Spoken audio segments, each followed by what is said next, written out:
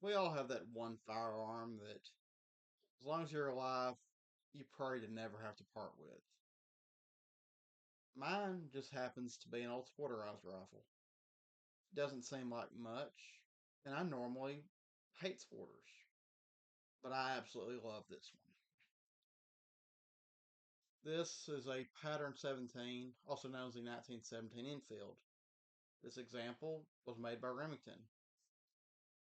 What started off life as a American infantry rifle for the First World War was probably in the late 40s, early 50s turned into somebody's deer rifle.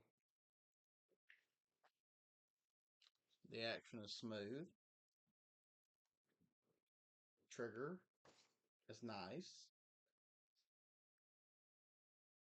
For a very old and antiquated optic, it is incredibly clear. First time I took it out to fire it, it was relatively zeroed. Other than being heavier than sin, I love this old drop. Why do I love this one?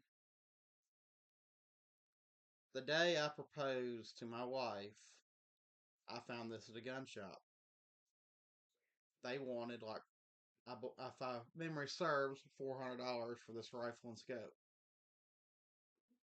Guess who was tapped out and did not have the logical income nor want to put it on a credit card? I'm like, that's cool. I guess it wasn't meant to be. My fiance, now wife of 6 years, looked at me and said, "Your name or mine, we're not leaving without that rifle."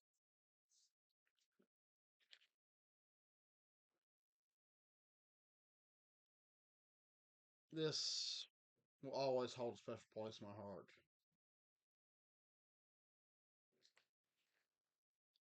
What's remarkable is I've spent most of my time unsporterizing rifles or avoiding sporters. But this one I like.